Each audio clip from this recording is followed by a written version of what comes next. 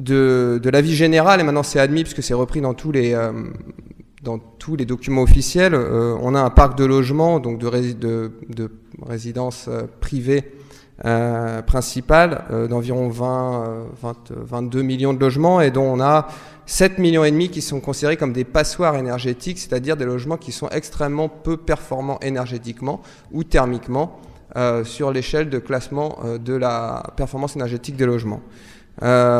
Et dont la moitié, c'est ça qui est important à nos yeux, sont occupés par des ménages modestes. Et on reviendra, j'essaierai de revenir sur pourquoi c'est très important et pourquoi c'est extrêmement pénalisant pour ces ménages-là et pour nous collectivement, cette situation. Donc ça, c'est pour l'état du parc. En ce qui concerne la précarité énergétique en France, donc là on est en plein, en gros, dans la partie humaniste de la transition énergétique.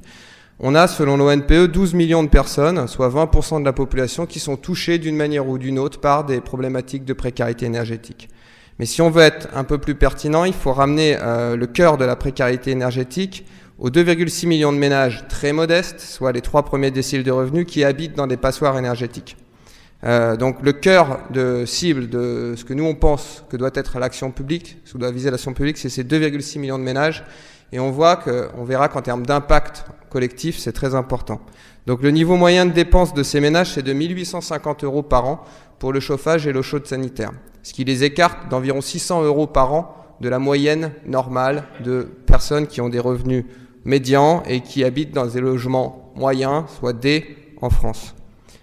Je vais passer assez vite sur les impacts également. Le résidentiel et le tertiaire, le bâtiment donc résidentiel et tertiaire, c'est 45% de l'énergie finale utilisée en France, l'énergie finale, donc toute énergie, dont une très large part donc est dans le logement privé. Souvent, les deux postes sont associés, les deux bassins sont associés, résidentiel et tertiaire. Certainement que d'autres pourront mieux distinguer en gros le poids relatif.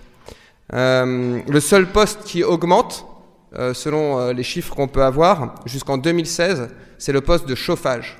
C'est-à-dire que sur les autres parties de consommation, on a de l'efficacité énergétique en action, mais sur le chauffage, on a quand même un problème, puisque on voit que c'est le seul poste qui augmente, sauf la consommation d'énergie spécifique, et ça c'est lié aux écrans, à la multiplication des écrans. Et on a donc 19%, si je reprends bien les chiffres de I4CE, qu'agglomère I4CE, dont je me base beaucoup sur leurs travaux, donc de Benoît Léguet qui était ici à la table précédemment, c'est 19% des émissions de GES. Donc quand même, en termes de secteur à adresser, c'est fondamental, parce que le poids, que ce soit en énergie ou en émissions de gaz à effet de serre, est primordial, quasiment majoritaire pour l'énergie.